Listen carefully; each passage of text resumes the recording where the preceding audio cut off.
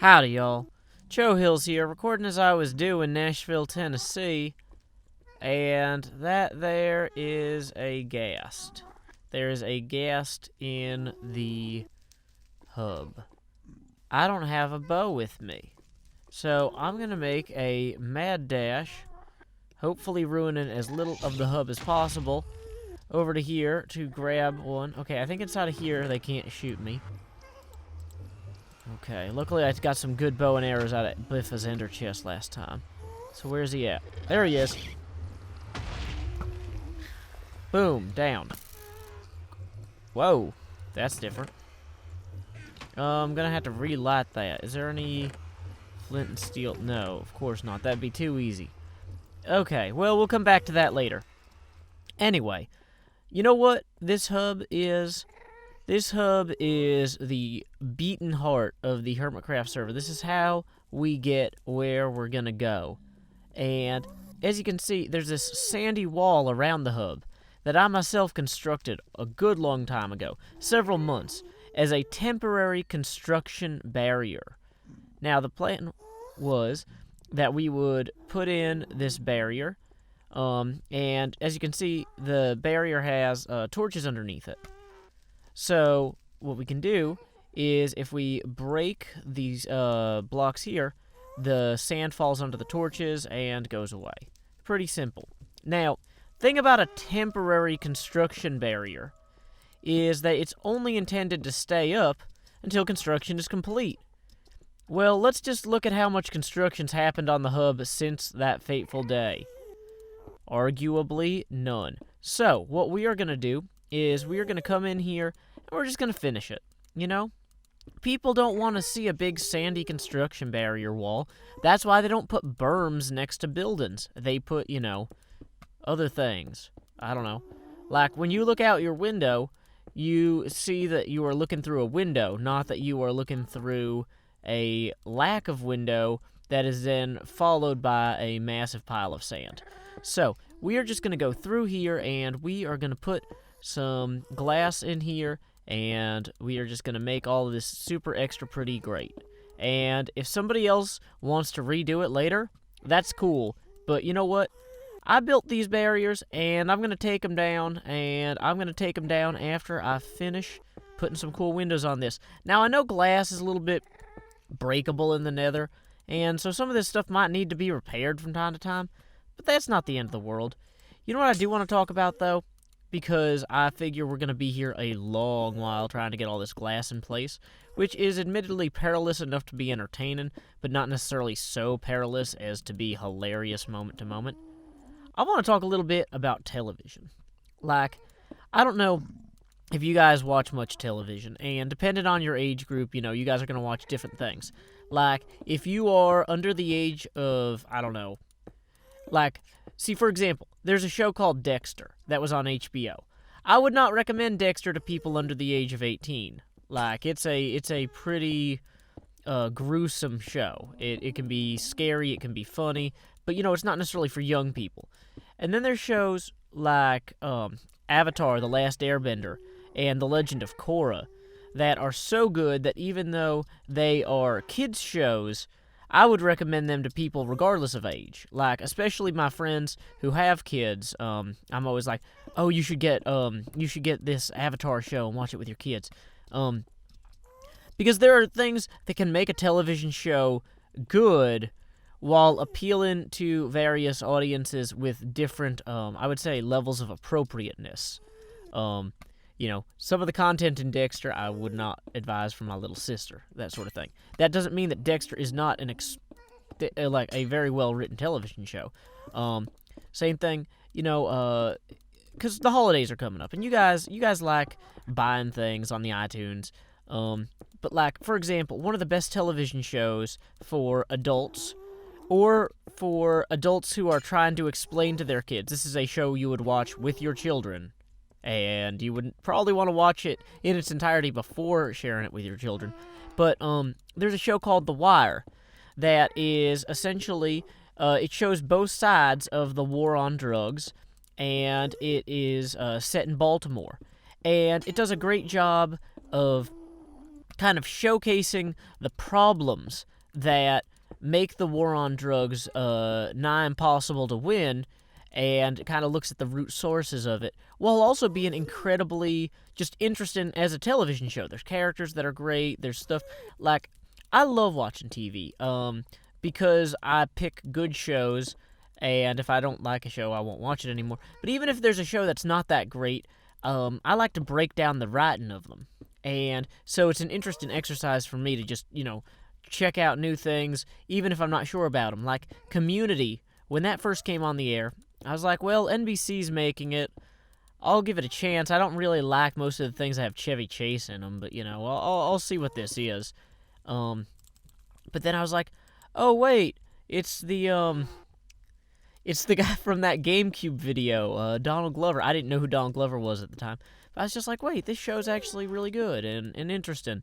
And I'm glad I stuck with it. But yeah, so like if you guys are looking for stuff to watch, I mean, I know YouTube is great for like, okay, hey, I want to watch something and it's just for me. But like, if you're looking for stuff to watch with your little brother or sister or your mom and dad over like Christmas break or Thanksgiving break, there are a lot of great shows out there that you can get on Netflix or Hulu or iTunes. Like I said, Avatar: The Last Airbender. That one is a really neat show. It's an American-made show produced by Nickelodeon, but it's done in the art style of East Asia in a very interesting way. It's just beautifully animated. It's like I'm not normally a huge visual effects nerd. Like, I get more excited about writing than visuals most of the time, but the illustration and the animation on that show is incredible. The first few episodes are kind of a little bit more child-oriented because, the writers were still kind of trying to get a feel for everything. But, man, once they got that figured out, like a few episodes in, it's just there. And the great thing about Avatar is it's set in this world where people have these kind of magical powers and whatnot. And so there's all sorts of cool things that they can do with the magical powers in terms of plot and whatnot. But then it's also a world at war, and a lot of the areas in the show are like occupied by enemy soldiers. But and there are shows about wars and things like that are geared toward children before. But this one does a particularly good job of portraying the humanity on both sides of a conflict and showing the difference between cowardice and bravery on both sides, Because even though there's a definitive, like, occupier versus occupied thing, the bad guy country, the Fire Nation, they have a lot of problems internally that are caused by them being occupiers, where a lot of the regular citizens are, their lives are negatively impacted by the state of their perpetual war. It's like a 100-year war that they're in the middle of, or toward the end of, I guess, if you want to look at it that way. They're essentially about to achieve victory across the entire planet when the show starts. But so anyway, it's a pretty neat show.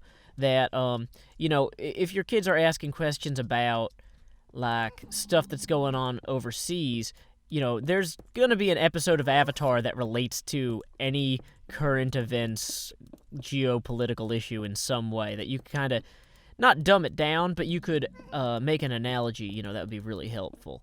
Dang it. Okay. This is why we brought more ladders. Catch a ladder. Cool. So, ladder time. Man, I might also have to get more glass. I'm kind of dubious about, or I kind of want to get this done as quick as I can, because everybody on the server has been, saying forever, like, okay, one Saturday morning, we just need to finish the Netherhub. We need to figure out what it should look like, and we just need to get it done. And, I am one of those people where I will wait for instructions, and I will follow them, but if nobody does anything for a significant period of time, I'm just gonna say, okay, let's get going. let's move on this, guys. What do we got to do? Except by which I mean I'll just go do it. So here we are. Like, I mean, because this is really relaxing, getting the glass stuff in and talk about TV. So, like, yeah, let's see. Other TV shows that I would recommend for people of various ages. If you are an adult, Breaking Bad is a great show by AMC. AMC also produces Mad Men and The Walking Dead. I've been watching Mad Men for a little while because I do graphic design stuff by trade, and advertising intersects that quite a bit. But, dang it. I should have brought a Silk Touch thing here so I could easily, or more easily, just go through and pick up all these blocks when I misplace them. But there we go, and we're just going to run a few more of those to here, and now I'm trapped, aren't I? I was going to say, I can survive this fall. Oh, wait, I should use an Ender Pearl. No, I'm not smart enough to do that. And let's go get a, one of them flint and steel things. Wait, do I have... Hold on, I have flint. Is there steel in here? There's steel in this one. Boom. We can just make this all on our own. No help from it. Uh-oh. Did I hit a pig? I might have hit a pig. The problem is, if you hit a pig man in the nether, you're kind of in trouble forever. Maybe that was just one fallen, but it takes so long for them to de-aggro. Okay, if I go back, I've got to go back, like, seriously loaded for bear. We're talking ender pearls, we're talking, like, all sorts of crazy equipment. But in the meantime, let's just go ahead and dump a bunch of sand and some furnaces, and then I will time skip to glassing it up. Okay, so now that I've made more glass and placed more glass... Sorry, guys, Marion needed to run the blender to blend a whole bunch of things, so I wasn't able to... I had the choice of either not recording or not making progress or whatever. And I realized, well, this is going to be very tedious to fill in. It ended up taking like a half hour anyway. But I saved the last block for you. So everybody go ahead and get your little right mouse button, and then on 3, we're all going to click it, and it's going to place the block. 1, 2, 3. Boom! Thank you for your help completing this wonderful ceiling. But you know, the real coup de grace on this is going to be, or the coup de grace, for those of you who are big George and Gracie fans. The big coup de grace is... Oh, good, Isma left. So, real quick. Oh, dang it, there wasn't a torch under that one? I think whoever built this started interfering with my grand plans. Yeah, see, there's torches under these. Well, I'm just going to have to go reclaim that. Unfortunately, it's been so long since we started on this that... Oh, dang it. So, yeah, I'm going to have to get those from an angle so I don't break the glass, it looks like. But that's fine. Boom. And that one didn't have a torch either. Well, the more you know. I must have knocked it out or not placed it or something. See, this is like that Missing Sands or Hissing Sands area of that Waking Up map that Vetch has made, except that it's not gonna cover me with lava. Oh my goodness, that would be a good prank if somebody had put lava up in those columns there. I would be freaking out right now. I'd be like, no, you can't do that. So let's go ahead and just, whoops. Hit each of these. Well, I guess I'm going to want to reclaim that. So how does this look? This looks reasonable. I mean, it's not the prettiest thing anyone's ever made in Minecraft, but my goal here isn't to make something that's absolutely beautiful. It's to make something that's finished. Or it's at an intermediate point where somebody else could come in and say, okay, well, I don't like what Joe did with this glass ceiling, so I'm going to come in and put other stuff on the ceiling. Because if other people want to put other stuff on the ceiling, that's cool too.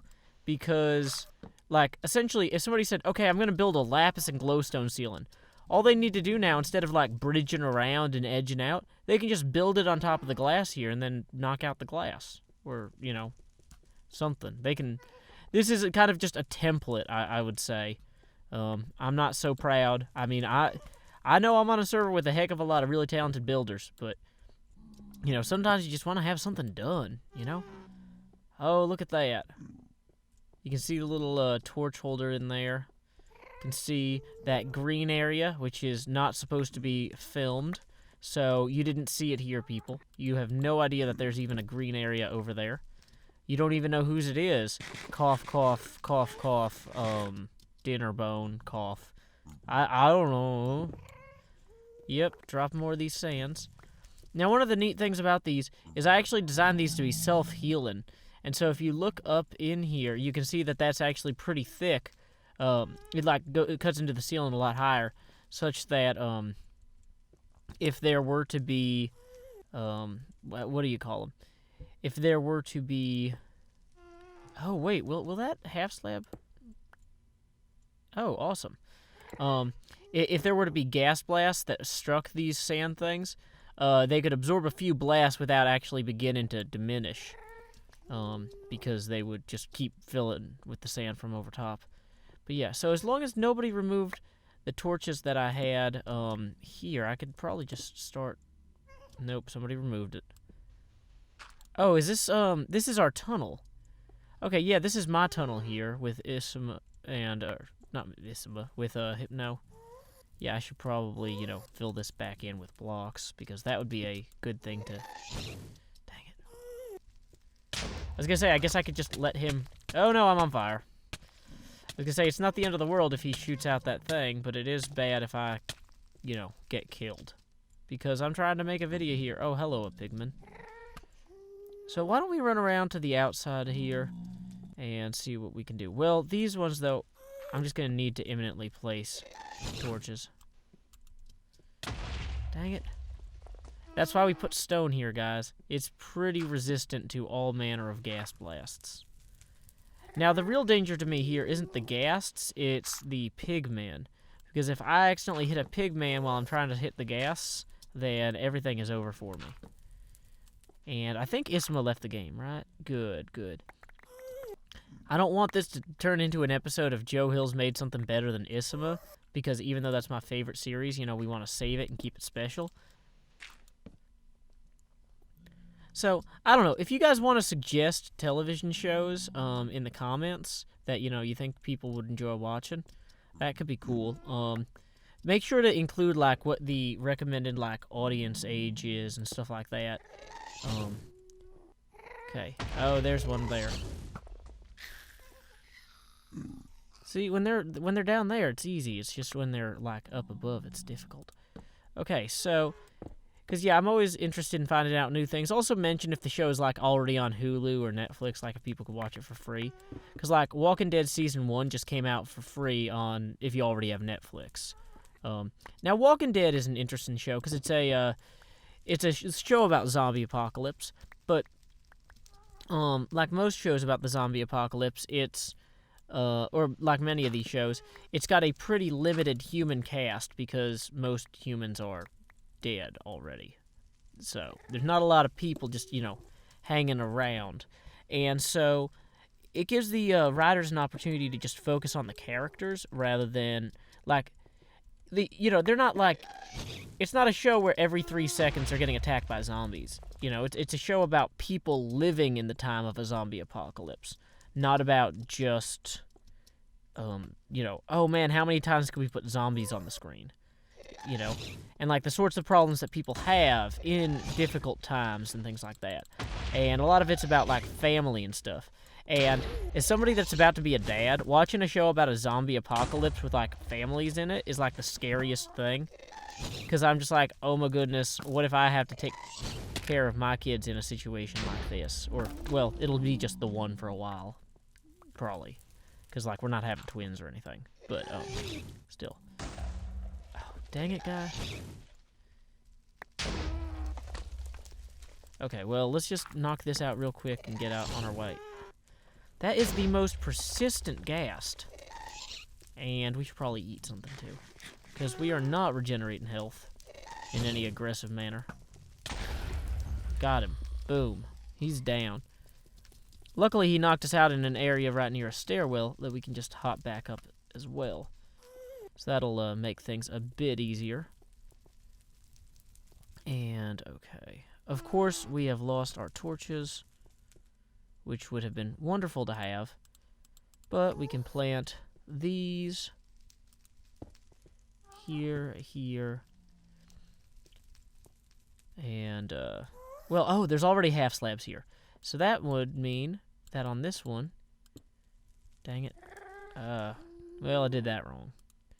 But I was gonna say, if I got here and knocked these out, then those will just break on the half slabs.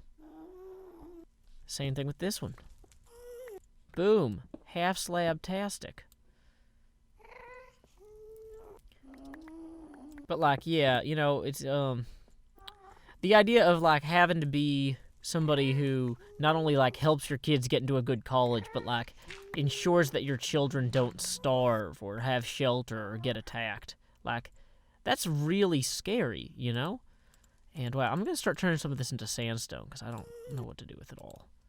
Oh, and I have stuff to make more torches. So, we are also going to do that.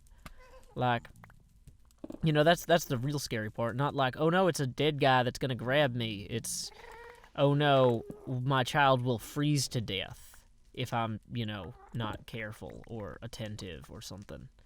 Like, and for a lot of people, you know, that's day-to-day life, you know. We're very lucky in America and a lot of other Western countries that we don't have to worry about things like clean water and shelter and stuff like that. But, you know, whoa, that's not sandstone. I was going to say, how prescient of me to put the sandstone there. But, you know, in a lot of parts of the world, it is just a day-to-day struggle to, you know, take care of your family and just, you know, make sure that things happen. And as much as I'd like to think, well, you know, that's not something I have to worry about as an American. Oh, this is already looking better. This is already looking way better. I'm so excited about this. I was kind of worried that this wasn't a good idea, but now I see that this was an incredible idea, and I'm glad. So, let's see. What's the best way? I think I need to get around to up there. I'm just going to ender pearl it. But, you know, there are lots of places where you could say, like, oh, well, you know, that'll never happen here or whatever. But, you know, there are countries, you know, during World War II or various regional conflicts where they went from being metropolitan, you know, worldly nations to all of a sudden, you know, people struggling to get by. You know, you can't count on your government always, you know, taking care of you like that.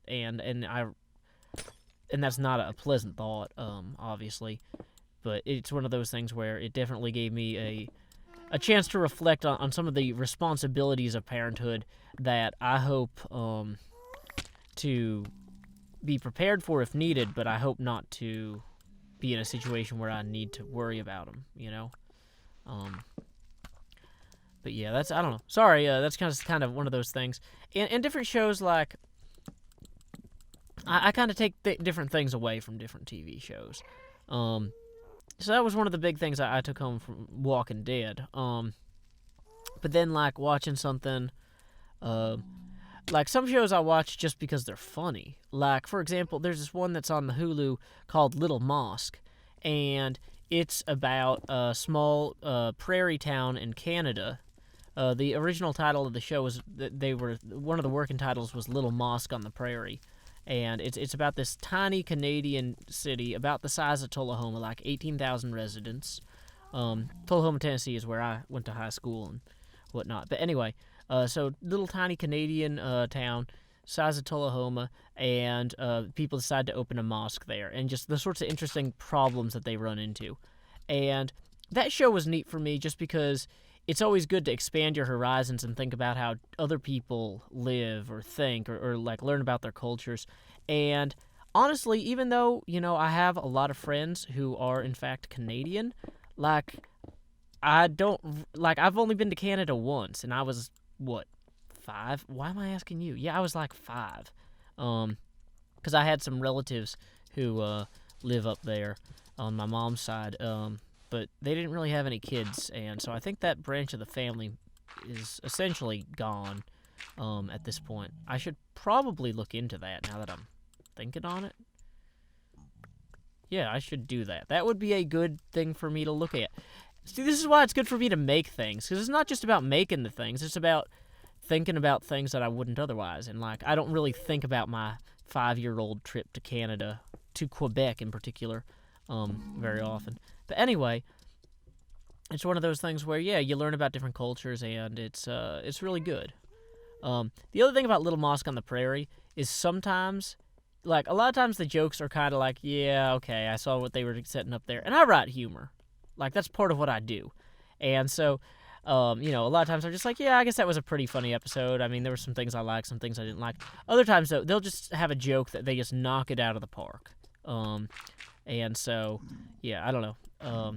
Like, there was one episode where they're trying, the local, like, conservative radio host is, making fun of Muslims because they pray 5 times a day. And so one of the characters is just who's a Muslim doctor. She says, "Oh, that's not all, Fred. We also have to eat. What is it? Sorry, I don't want to screw this up. Oh, that's not all, Fred. We also have to drink 8 glasses of water a day and brush our teeth 3 times daily." The guy's like, "Oh, I knew that there was more to this Islam thing than just praying." But anyway, that was a horrible delivery. Don't not watch the show because of me, because it's actually good. But wow, look at this. You can see other things from the hub now. That's pretty awesome. So, anyway, like I said, this is not an episode of Joe Hills did something better than Isima, because Isima did a great job of trying to get people organized. But Joe did a great job of building a great wall and then destroying it, which is also cool and has a value. So once I figure out how to get back into the hub, which, wait, does this just... Oh, wonderful. I should probably verify that I haven't flooded other areas of the hub with sand, too, while I'm, like, here. Quickly, let's tour around in here. Anybody see any sand? You can see the ceiling up there. The ceiling, we probably need to do some work on. It's not the most inspiring thing. But, okay. So here's the thing. We're not going to tell anybody who did this. So, if people are just like, oh, who did all that work on the hub? It's like, I don't know, maybe elves. Or Elvis. One of the two. You know what, wait, one thing I want to do while I'm over here, though, is another thing about the hub that I always thought was cool is it's supposed to be, like, chained up and floating. And for some reason it's not. Oh, well, apparently this floor is really thick. Dang it. Well, I was going to say on one of these sides, I'm pretty sure the floor is thin enough that we could actually, like, oh, here it is. We could actually, like, dig out a good deal of it and just have it look awesome. So, I kind of wanted to do some of that today as well. Not that this video hasn't gone on long enough, but, it would be cool to be able to see more things from the hub. Right? Right? Because you want to see dramatic landscapes in these videos. You want to see all sorts of crazy stuff. You don't want to just be like, okay, so I'm in my tunnel, it's completely safe, everything's fine forever. You want to see, like, oh man, that hub, it's like suspended there above all that dangerous stuff.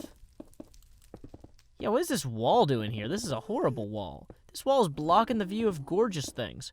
Like this. I don't even know what that is. It's some sort of starship docking bay or something. But yeah, okay. So, bye-bye stupid wall. Hello, happy hub. I should verify that I'm not breaking blocks underneath Pigman, because if I punch a Pigman, I'm just going down into the lava drink. No question. No questions asked, no questions answered. Oh, see, yeah, for some reason these chains... Oh, so these look like temporary constructed walls, too. So that's fine. We're just going to wipe those out. And... So, like I said, I'm probably not going to go around all 4 sides of the hub. But, yeah, just clearing out some of this here to make it look more visible. Because, like, you should be able to see these chains if you're down there amongst the lava. Right? Wouldn't that be cool? Like, if I'm down there, especially now that we have ender pearls for everything. like, I would want people to be able to come up here, or to, like, ender pearl up here from below. Whoa. Dang it. Okay, my pick is about to die. So, I might just end this episode here. But, anyway, until next time, y'all, this is Joe Hills from Nashville, Why don't I get a pick? Because I'm in a thing. Oh, no, it's going to teleport me. Well, that's an inefficient way to get a pick. Okay, so this time, there we go. Efficiency 4, unbreaking. And just get rid of a bunch of this sand and other stuff right now. Okay, here we are. Oh, that was an infinity bow? What am I doing carrying all that other stuff for? Oh, this is not the side that I went down on, but see, somebody got started on that one. That's a good start. Oh, yeah, here we are. So we are just gonna wipe this out right here, like so. Bye-bye, all of you. See, somebody has a little hut down there. Wouldn't that person love to be able to see the hub from their hut? They could call it their little hut. Be fun for them. Probably want to leave those stairs there for a while. Okay, so now we're starting to get into the thicker parts, so presumably this is actually a real shelf here in parts. Cool. Oh, yeah. One thing I want to do is get, like, kind of a hub elevator down to, like, where the lava is, so if people need lava, they can just go down there and grab it with buckets and stuff.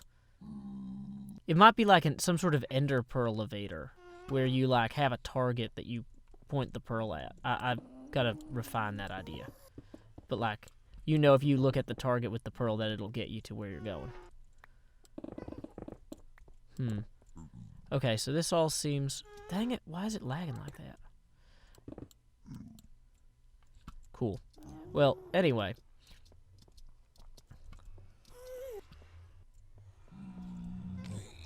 So, yeah, that's looking pretty awesome. I am... Whoa! Ender Pearl! I didn't... Wow! I was gonna say, let me switch to the... Well, by whoa, Ender Pearl, I meant... I'm gonna switch to Ender Pearl and then try and jump. And then I didn't do that in time. And then it didn't matter, because feather falling boots are clearly the best ever. I might glass in underneath the chains, too, down the line. Wow, there's a lot of netherrack down here. Might have to find a project for all that. But anyway, so, hey, now I can show you what I was talking about in terms of, like, how things should look cool. Check that out, okay? Yeah, that is a 100% cooler looking hub. That is seriously 2 times as cool as it looked before. 2 times. Double. I absolutely love it. I absolutely hub it. I absolutely need to get back up a bit. So, now one of the fun parts about ender pearls is if you hit a zombie pigman with them, that's an attack. So what I really want to do is not end up in the fire and not hit a zombie pigman. So let's see if we can do that. Wow. So that's an excellent start. And so now we're just down here, which is pretty wonderful. And we can just throw that up there. Hopefully not hit a pigman. Excellent, we're back. This is off the chain and on the chain. Either way. Okay, so this time we're not going to fall. We're going to end the episode for real. Until next time, y'all, this is Joe Hills from Nashville, Tennessee. Keep adventuring.